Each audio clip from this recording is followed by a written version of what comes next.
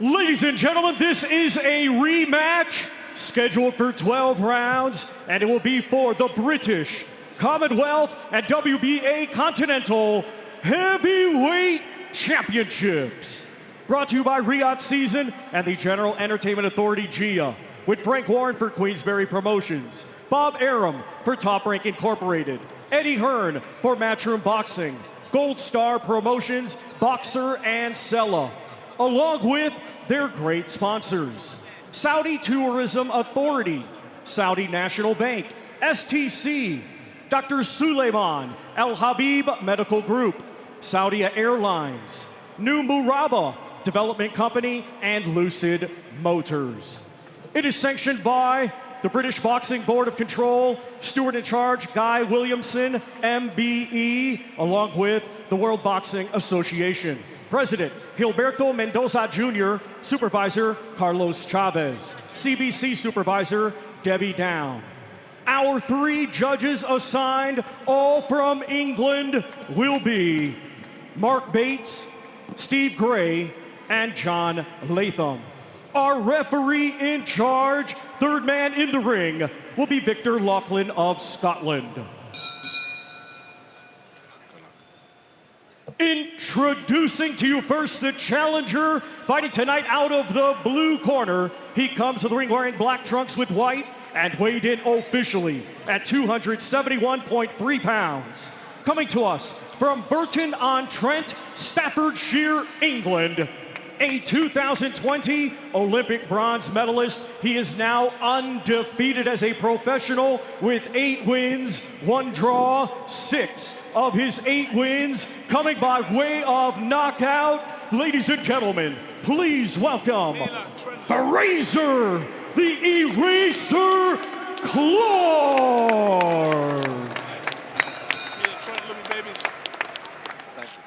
And his opponent across the ring, he is a defending champion, fighting tonight out of the red corner. He comes to the ring wearing green camouflage trunks and weighed in officially at 241.6 pounds. Hailing from Ipswich, England, he is undefeated with 17 wins, 1 draw, 16 of his 17 wins coming by way of knockout. Ladies and gentlemen, here is the reigning and defending British Commonwealth and WBA Continental Heavyweight Champion, Fabio Wardley.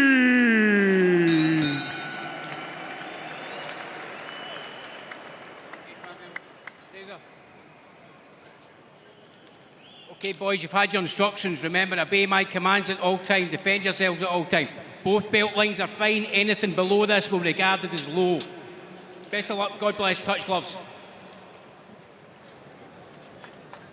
Well, 7 months ago, they competed in an incredible all-action fight of the year contender. Now the rematch. Dare we expect another thriller? Fraser Clarke versus Fabio Wardley. Here we go.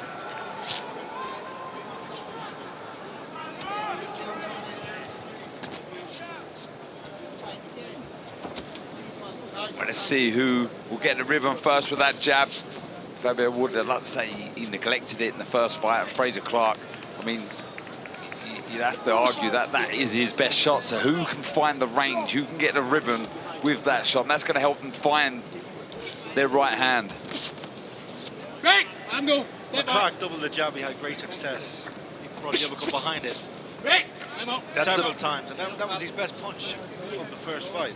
That's the voice of Andy Lee joining us here ringside. I'm Todd Grisham, next to Darren Barker and Barry Jones. Barry, who do you have as the favorite here? It's a difficult. You think that the most adaptable should be the better boxing brain, the better skill, and that surely is Fraser Clarke, right? I'm still thinking that Wardley will drag him into that wall. And I thought Fraser won the first fight, actually, but it was close, but I thought he did enough. But I think Wardley might just be able to dog it out again this time. If and when Wardley gets Clarke hurt, like he did in the first fight, good jab there from Clarke, he has to keep his composure. Yeah. I think it's an experience. Good jab, double jab, right hand from Clarke. It's been a good, positive start from Clarke. Yeah, a bit patient as well, isn't it? Yeah. If Wardley gets him hurt, he's got to be composed. not rush his work, and not punch himself out.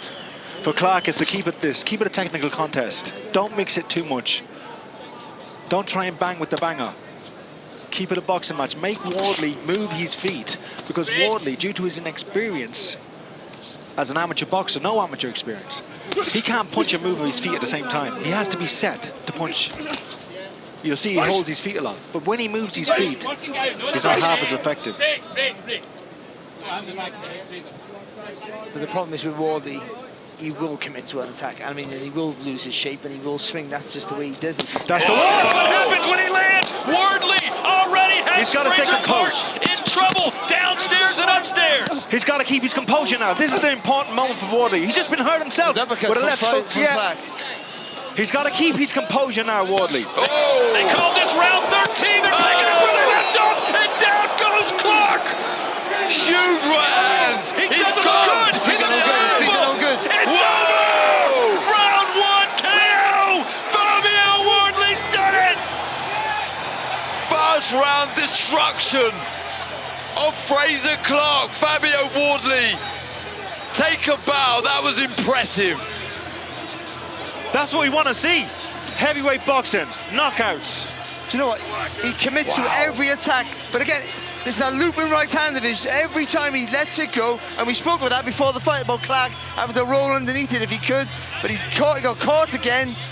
And then, as you said, he didn't really take his time like he should have, but he's a great finisher, and he doesn't let you off the hook. And he's been saying that all week. It only takes one in the heavyweight division, and it was Fraser Clarke who got on the receiving end of a massive right hand. Emmanuel Stewart would always say to me, try your man in the first round, because they haven't warmed up physically and they haven't adapted or adjusted to the punches being punched yet. So you're at your most vulnerable in your first round. And that was the first real significant shot Wardley threw, and it got the job done. Huge statement. That is going to turn a lot of heads. That is a massive, massive victory. Not just the opponent, the scout, but the manner in which he has won there. First round destruction of Fraser Clarke. I mean, what next for Fabio Wardley, Barry? But because of his athleticism, when he throws a shot, he gets all his body into it because he's just so smooth with his movement. What's next for him? You know, you say no. This is a British level. No, they're skipping British, the world level. He will get a world rating. He's a way off, I think, for those group of world-class fighters. But there's a European level to go for, and I think he's a real exciting fight for a fighter who's still learning. Let's be honest, Andy, still learning his trade. Yep, still learning his trade, but what he has, he's got that X factor. He's got ability and talent, and he's obviously a quick learner because he's picked up he's no amateur experience. It's extraordinary to become British champion and have a first-round knockout like this. He's beaten already David Adelaide, who's a good contender himself. This guy's got the X factor.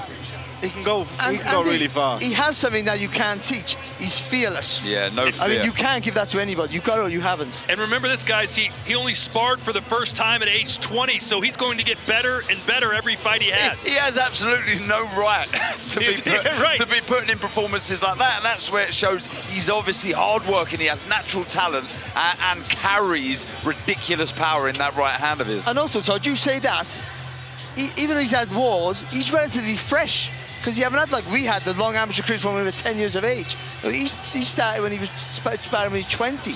And they're still tending to Fraser Clarke in the corner.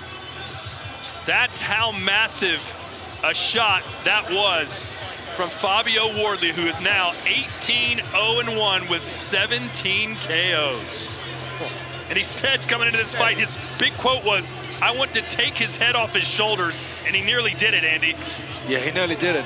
Nice to see Clarke getting the treatment and the time, that he's not being rushed out of the ring here, because that was a heavy punch. And I still don't, he probably doesn't know where he is at the moment. He's probably realizing what happened in the fight. That really, when you get hit with a punch like that, it just scrambles your senses. But he knew enough not to get up. You know, when he was on his knee, he knew he was unsteady. Yeah, he knew it, didn't he? He knew it. Had he got up, he wouldn't have gone. Yeah. But he knew that much, I think. Great respect between them. Listen, this fight could have been completely different, but he just got caught with that punch so early. And that's the beauty of heavyweight boxing, but also if you're on the losing side, it's the bad side of it as well.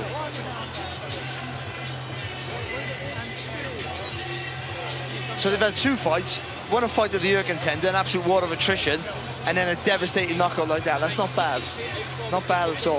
And for this guy who literally was a white-collar boxer, it's unbelievable.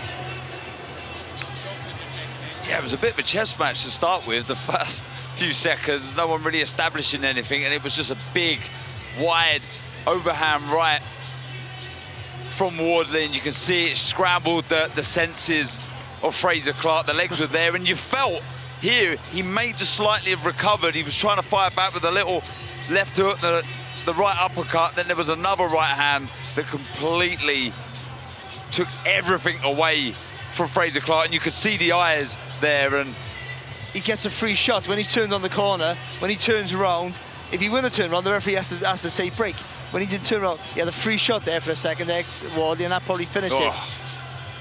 He did well to keep composed. He used the ropes as a little bit of a stool there, just to sort of keep it composed. And then he lands a lovely uppercut here, and you think, hang on a minute, it's going to turn. One bad mistake is not being able to clinch. He should have clinched and held on for dear life. Oh, wow. Just couldn't get himself organised. Good call by Victor Loughlin, the referee there. He had to stop it. He was over anyway. He had to stop it. Huge statement. Massive win that for Fabio Wardley. Oh, look at that. So, again, it's his favourite shot. You have to study that, you know, and know that's coming. You've done 12 rounds before with him.